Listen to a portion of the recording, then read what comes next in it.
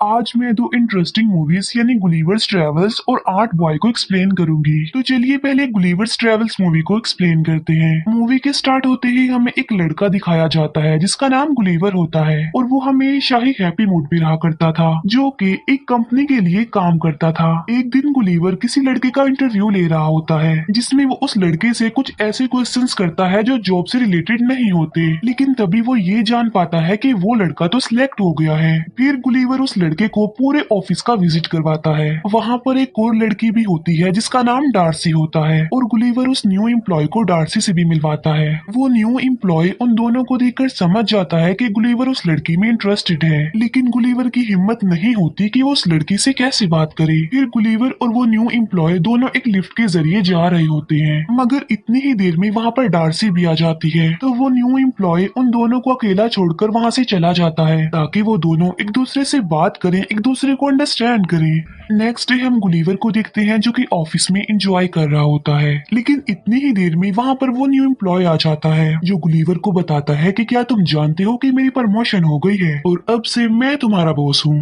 फिर वो new employ Gulliver को ये भी कहता है कि तुम्हारी नेचर ही है जिसकी वजह से अभी तक तुम्हें कोई प्रमोशन नहीं मिली, इसीलिए तुम्हें अपने नेचर को चेंज करना चाहिए, क्योंकि तुम्हारी नेचर की वजह से ही डार्सी भी अभी तक तुम में इंटरेस्टेड नहीं हुई। ये बातें सुनकर गुलिवर थोड़ा अपसेट हो जाता है और इसके बाद वो डार्सी के ऑफिस में जाता है। वहाँ जाकर वो एक फॉर्म उठा लेता है जो कि ट्रैवलिंग का फॉर्म था। डार्सी उससे पूछती है कि क्या तुम्हारा ट्रैवल में कोई इंटरेस्ट है, जिस पर गुलिवर कहता है कि यस, बहुत ज्यादा। वो बताता है कि मैं न्यूयॉर्क, इंग्लैंड, इवन इंडिया भी घूम कर आया हूँ। ये सुनकर डार्सी खुश हो जाती है और वो गुलिवर को कहती है कि फिर तो तुम्हें जरूर कुछ न कुछ लिखना चाहिए उन जगहों के बारे में जहाँ पर तुम घूम कर आए हो। लेकिन गुलिवर जब कुछ लिखने लगता है तब उसे कुछ भी नहीं याद आ रहा होता कि उसे लिखना क्या चाहिए, क्योंकि डार्सी को इम्प्रेस करने के लिए गुलिवर ने उसके साथ झूठ बोला था, जबकि वो तो कहीं पर भी नहीं गया था। लेकिन तभी वो अलग अलग पैराग्राफ, अलग अलग आर्टिकल से अपना एक आर्टिकल बनाता है, जिसे देखकर डार्सी काफी खुश होती है और वो उससे काफी इम्प्रेस भी हो जाती है। डार्सी उससे कहती है कि फिर तो तुम्हें बरमूडा ट्रायंगल पर जाकर जरूर कुछ ना कुछ लिखना चाहिए। फिर नेक्स्ट डे गुलिवर बरमूडा के लिए निकल पड़ता है, जहाँ पर बोट का कैप्टन उसे बोट तक ले जाता है और उसे बोट चलाने की सारी इंस्ट्रक्शंस देता है कि आपने सिर्फ रेड निशान को फॉलो करते हुए आगे बढ़ना है और फिर तुम बरमूडा ट्रायंगल पर पहुंच जाओगे, और जब तुमने वापिस आना हो तो इस बटन को बैक घुमा देना। जिस पर गुलिवर कहता है कि ये काम मेरे लिए कोई बड़ी बात नहीं है, मैं तो दिखना इसे कितनी आसानी से कर दूंगा। इसके बाद गुलिवर बरमूडा ट्रायंगल के लिए निकल जाता है, लेकिन रास्ते में ही उसकी आंख लग जाती है, उसे नींद आ जाती है। लेकिन तभी उसकी बोट एक समुद्री तूफान में फंस जाती है और जब उसकी आंख खुलती है तो जो कुछ भी वो वहाँ पर देखता है वो देखकर वो काफी शॉक्ड रह जाता है, क्योंकि बहुत से लोग उसकी बॉडी उसके चेस्ट पर खड़े हुए थे और उन लोगों ने गुलिवर को रस्सियों से बांधा हुआ था, और जो लोग उसके ऊपर चढ़े हुए हैं वो बहुत ही छोटे छोटे लोग हैं जिन्हें बोने लोग भी कहा जाता है। उन छोटे लोगों ने गुलिवर के ऊपर लकड़ी का एक ब्रिज भी बना रखा था और वो छोटे लोग गुलिवर को एक जॉइंट समझ रहे थे जो उन लोगों को मार देगा, उन्हें खा लेगा। वहाँ पर उन छोटे छोटे लोगों की एक पूरी आर्मी थी, वहीं पर उन छोटे लोगों की आर्मी का एक जनरल भी था। लेकिन तभी गुलिवर खुद को आजाद करने के लिए खड़ा होने की कोशिश करता है, लेकिन वो छोटे लोग उसे फिर से खींचने लगते हैं और तभी गुलिवर फिर से गिर जाता है और एक छोटा सोल्जर गुलिवर के नीचे आकर दब जाता है। फिर वो छोटे सोल्जर्स गुलिवर को खींचकर अपने किंग के पास ले जा रहे होते हैं। गुलिवर उनके किंग को कहता है कि ना तो मैं कोई जायंट हूँ और ना मैं कोई डीमन हूँ, बल्कि मैं एक नॉर्मल इंसान हूँ, और मुझे बताओ कि ये जगह कौन सी है, क्योंकि गुलिवर को अभी तक ऐसा लग रहा था कि जैसे उसके साथ कोई प्रैंक कर रहा हो। फिर वो छोटे सोल्जर्स गुलिवर को एक जगह पर कैद कर देते हैं। वहीं पर गुलिवर को एक और प्रिजनर भी मिलता है और इस प्रिजनर का नाम होरेशियो होता है, लेकिन होरेशियो गुलिवर जैसा नहीं था, बल्कि वो इन लोगों जैसा छोटा ही था। गुलिवर होरेशियो से पूछता है कि तुम यहाँ पर क्यों हो, जिस पर होरेशियो कहता है कि मैं प्रिंसेस से बहुत प्यार करता हूँ, इसीलिए प्रिंसेस के फियांसे यानी जनरल ने मुझे यहाँ पर लाकर प्रिजनर बना दिया है। और इतनी ही देर में वहाँ पर जनरल आ जाता है। गुलिवर उस जनरल को देखकर कहता है कि तुम एक बेवकूफ इंसान हो, जिस पर वो जनरल उससे पूछता है कि बेवकूफ का मतलब क्या होता है, जिस पर गुलिवर कहता है कि बेवकूफ का मतलब होता है सबसे बहादुर आदमी। इसके बाद वो जनरल खुद को बेवकूफ कहकर बुलाने लगता है। फिर एक दिन वो जनरल बैल की जगह गुलीवर को लगाता है और खुद उसकी सवारी करता है। लेकिन तभी उनकी किंगडम पर दुश्मन की किंगडम अटैक कर देती है और पूरे पैलेस में आग लगा दी जाती है। और तो और प्रिंसेस को भी किडनैप करने की कोशिश की जाती है, लेकिन तभी वहाँ पर गुलीवर आकर प्रिंसेस को बचा लेता है। लेकिन पूरे पैलेस में अब आग लग चुकी थी और डर की वजह से लोग पैनिक कर जाते हैं, इधर उधर भागने लगते हैं और वहाँ पर लोगों की हलचल मच जाती है। तब गुलीवर उनसे कहता है कि सुनो, इसमें कोई टेंशन वाली बात नहीं है, आग मैं बुझा दूंगा। और फिर गुलीवर वहाँ पर लगी सारी आग बुझा देता है। इसी बीच वो जनरल भी भीग जाता है। जनरल को काफी गुस्सा आ जाता है और वो वहाँ से चला जाता है। ये देखकर किंग गुलीवर से काफी खुश हो जाता है और वो उसे खाने पर इनवाइट करता है, जिस पर गुलीवर कहता है कि मैं खाने के लिए तो आ जाऊंगा, लेकिन मेरी एक शर्त है और वो ये कि होरेशियो को आजाद किया जाए। तब किंग गुलीवर की बात मान लेता है और होरेशियो को आजाद कर दिया जाता है। फिर गुलीवर किंग और उन सारे लोगों के साथ खाना खा रहा होता है। तभी किंग गुलीवर से पूछता है कि क्या तुम रिवर से आए हो, जिस पर गुलीवर कहता है कि नहीं तो मैं तो न्यूयॉर्क से आया हूँ। और तभी वो सब लोग गुलीवर को न्यूयॉर्क का प्रेसिडेंट समझने लगते हैं। ये देखकर गुलीवर वहाँ पर बड़ी बड़ी बातें करने लगता है कि किस तरह मैंने न्यूयॉर्क के साथ साथ वहाँ पर रहने वाले लोगों को भी बचाया और अब मैं न्यूयॉर्क का सबसे इंटेलिजेंट और पावरफुल प्रेसिडेंट हूँ। तब किंग गुलीवर को कहता है कि बहुत जल्द हम लोग तुम्हारी वोट ढूंढ लेंगे। कि किंग गुलीवर के लिए एक काफी बड़ा घर बनवाता है ताकि गुलीवर वहाँ पर आराम से जिंदगी गुजार सके। फिर हम देखते हैं कि गुलीवर और होरेशियो इस बारे में डिस्कस कर रहे होते हैं कि आखिर प्रिंसेस को इम्प्रेस कैसे किया जाए। फिर गुलीवर जैसे जैसे होरेशियो को बताता है, होरेशियो सारी उसकी बातों को फॉलो करता है, जहाँ पर गुलीवर होरेशियो से वो सारी बेवकूफियों वाली हरकतें करवाता है जो वो खुद भी करता रहता है। मगर इसके बावजूद भी प्रिंसेस होरेशियो से इम्प्रेस हो जाती है। उसी रात को वो जनरल गुलीवर की बोट ढूंढ लेता है, क्योंकि जनरल जल्द से जल्द गुलीवर को वहाँ से निकालना चाहता था। बोट में गुलीवर को अपना मोबाइल मिल जाता है, जिसमें डार्सी का वॉइस मैसेज आया होता है और गुलीवर उसे सुनने लगता है। मैसेज में डार्सी ने गुलीवर को कहा होता है कि मैं तुमसे मिलने के लिए वहाँ पर आ रही हूँ। फिर हम देखते हैं कि एक बार फिर से दुश्मन की किंगडम ने उनकी किंगडम पर अटैक कर दिया है। तभी होरेशियो गुलीवर को आकर बताता है कि हमारे किंग ने किंगडम का जनरल तुम्हें बना दिया है, इसीलिए अब तुम्हें ही हमारी किंगडम की हिफाजत करनी है। फिर गुलीवर दुश्मन की किंगडम से लड़ने के लिए उनके सामने आता है। वो उन्हें समझाने की काफी कोशिश करता है कि यहाँ से वापस लौट जाओ, लेकिन दुश्मन गुलीवर की बात नहीं सुनते और पत्थरों से उस पर अटैक करने लगते हैं, जिसका गुलीवर पर जरा भी असर नहीं होता। फिर गुलीवर उनकी बोट्स को खींचकर किनारे तक ले आता है। इस तरह गुलीवर उनकी किंगडम को बचा लेता है और अब वो जनरल गुलीवर से और ज्यादा जेलस होने लग गया था। फिर गुलीवर और बाकी लोग अपनी जीत को सेलिब्रेट कर रहे होते हैं। वहाँ पर गुलीवर को एक हीरो बना दिया जाता है और तो और उसे बहुत सारी सर्विसेज भी प्रोवाइड की जाती हैं। प्रिंसेस जनरल से अपनी एंगेजमेंट तोड़ देती है, जिसकी वजह से जनरल को काफी गुस्सा आ जाता है और वो दुश्मनों के किंग के पास चला जाता है। जनरल ने गुलीवर की बोर्ड से वो मैगजीन चुरा ली थी जिसमें रोबोट बनने का सारा मेथड लिखा हुआ था। तब वो जनरल रोबोट बनकर गुलीवर के सामने आ जाता है। गुलीवर जब उस रोबोट को देखता है तो वो काफी डर जाता है और रोबोट उसे हवा में उछालकर फेंकने लगता है और सबको गुलीवर की रियलिटी पता चल जाती है और वो सबको बताता है कि मैंने जो कुछ भी कहा, जो जो बड़ी बड़ी बातें की, वो सारी झूठ थी। फिर वो जनरल गुस्से में आकर गुलीवर को बांध कर कहीं पर भेज देता है। गुलीवर एक जगह पर पहुंचता है जहां पर उसे लगता है कि अब वो अपने जैसे लोगों के बीच में आ गया है, मगर इस बार तो वो ऑपोजिट जगह पर आ गया था। पहले जहां पर वो छोटे लोगों में चला गया था और अब अपने से कई गुना बड़े लोगों में आ गया था, जहां पर एक बच्चे ने गुलीवर को खेलने वाले डॉल बना लिया था। और तभी गुलीवर वहां पर होरेशियो से मिलता है। होरेशियो से बताता है कि हमारे एरिया में डार्सी तुमसे मिलने आई है, लेकिन जनरल ने उसके साथ साथ किंग को भी प्रिजनर बना लिया है और अब तुम ही हो जो उनकी हेल्प कर सकते हो और उन्हें छुड़ा सकते हो। और तब रात को ही गुलीवर डार्सी और किंग के पास पहुंच जाता है।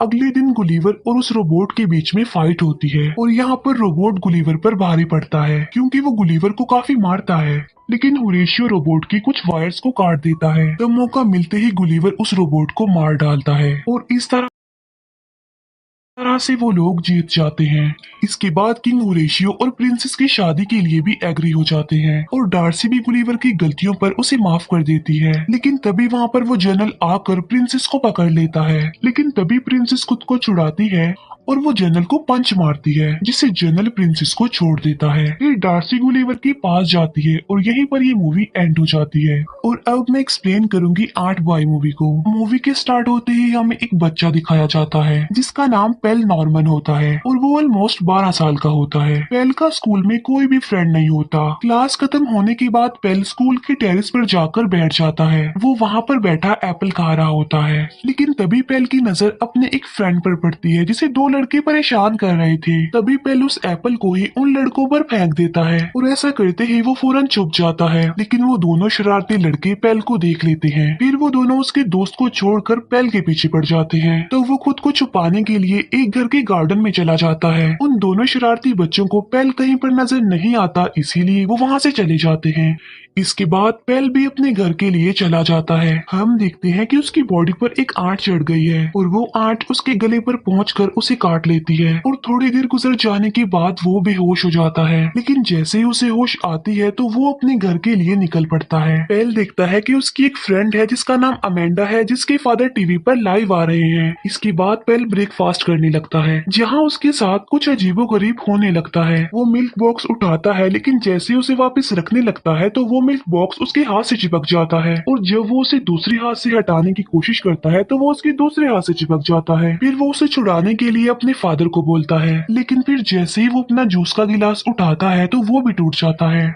फिर पेल अपने स्कूल में चला जाता है। स्कूल में जाकर पेल अपने एक फ्रेंड से टकरा जाता है। फिर वो क्लास में जाने के लिए दरवाजे को खोलने की कोशिश करता है, लेकिन दरवाजा बजाय खुलने के टूटकर उसके हाथों में ही आ जाता है। यहाँ पर ये बात तो क्लियर हो जाती है कि चीजें उसके हाथों से चिपक रही थी और वहीं पर पेल का फ्रेंड खड़ा हुआ ये सब कुछ देख पा रहा था, इसीलिए उसे पेल पर शक होने लगता है कि वो किसी पावर्स का मालिक है। फिर पेल स्पोर्ट्स की क्लास के लिए बाकी स्टूडेंट्स के साथ बैठा होता है। वहीं पर उसका फ्रेंड भी होता है जो पर नजर रख रहा था और तभी टीचर सबसे पहले पेल को बुलाता है और उन बच्चों को कोई न्यू गेम सिखाने के लिए वो पहला टेस्ट पेल के साथ ही करता है। जैसे ही टीचर पेल पर अटैक करता है तो पेल जाकर नीचे गिर जाता है। फिर टीचर उसे दोबारा से उठने को बोलता है और तब पेल एक बार फिर से गिर जाता है और अब तीसरी बार पेल फिर से रेडी हो जाता है।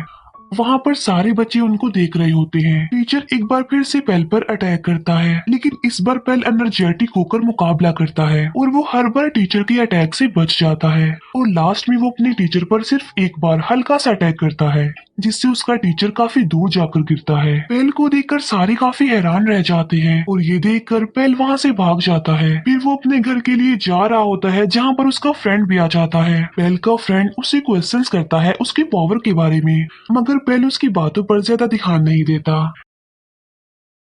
तब पेल का फ्रेंड उसे सुपर हीरोज की एक कॉमिक बुक देता है। पेल उस कॉमिक्स बुक को पढ़ता है और साथ साथ सुपर हीरोज के ड्रीम भी देखता है। फिर पेल स्कूल जाते ही सबसे पहले अपने फ्रेंड के पास जाता है और वो अपने फ्रेंड को बताता है कि मुझे एक आंट ने काट लिया था और उसके बाद से ही मैं ऐसा हो गया हूँ, यानी मेरे साथ कुछ न कुछ अजीब हो रहा है। ये बात सुनकर पेल का फ्रेंड उसे अपने घर ले जाता है, जहाँ पर पेल को हर तरफ सुपर हीरोज के इक्विपमेंट्स मिलते हैं। इसके अलावा उसका घर काफी एडवांस था। पेल का फ्रेंड ये चेक करने की कोशिश करता है कि उसके पास किस किस्म की पावर है और वो अलग अलग तरह के एक्सपेरिमेंट्स करके ये सब कुछ चेक कर रहा था। जैसे कभी वो पेल से बुक बाइट करवाता है, कभी उसे हवा में फ्लाई करने की कोशिश करता है।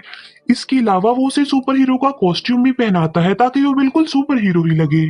और काफी नाम सोचने के बाद फाइनली पेल अपने लिए आर्ट बॉय नाम सिलेक्ट कर लेता है। फिर हम देखते हैं कि एक चोर एक लेडी का पर्स चुरा कर भाग गया है। पेल उस चोर के पास जाता है और उस पर्स को वापस करने के लिए बोलता है। चोर उसे नॉर्मल बच्चा समझता है और उसे सीरियस नहीं लेता, इसीलिए वो पेल को डराने की कोशिश करता है और पेल पीछे पीछे होने लगता है। लेकिन तभी वो चोर देखता है कि ये बच्चा तो दीवार पर चढ़ रहा है और यहाँ पर पेल को अपनी एक और पावर का पता चल जाता है और पेल उस चोर को पकड़ लेता है और इतनी ही देर में वहाँ पर पुलिस भी आ जाती है और उस चोर को पकड़ लेती है।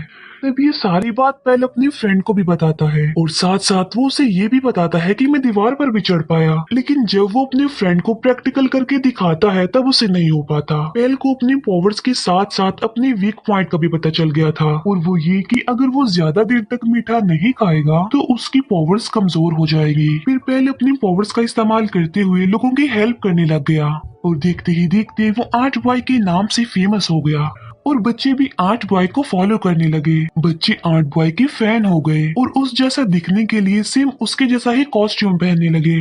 फिर एक दिन पेल की फ्रेंड अमेंडा जब अपने रूम में होती है तब वहाँ पर एक आदमी आता है जिसने अजीब से कपड़े पहने होते हैं। वो आदमी अमेंडा को किडनैप करके ले जाता है। यहाँ पर हम इस आदमी का नाम जान पाते हैं और इसका नाम फ्ली होता है। फिर अगले दिन हम देखते हैं कि एक बच्चा स्कूल की छत से लटका हुआ है, जिसे देखकर आर्ट बॉय उसे बचाने के लिए जाता है। और जब आर्ट बॉय उसके पास पहुंचता है तो वो दिखता है कि ये कोई बच्चा नहीं बल्कि सिर्फ एक डॉल है जिसे वहाँ पर अमेंडा की सिस्टर ने रखा था आर्ट बॉय को वहाँ पर बुलाने के लिए, ताकि वो आर्ट बॉय की हेल्प लेकर अमेंडा को वापस ला सके। अमेंडा की सिस्टर आर्ट बॉय यानी पेल को बताती है कि कोई फ्ली नाम का आदमी मेरी सिस्टर अमेंडा को किडनैप करके ले गया है। वो आदमी काफी अजीब दिखता है और उसके कपड़े भी काफी अजीब थे और वो कोई नॉर्मल इंसान तो नहीं था क्योंकि वो उड़ पा रहा था।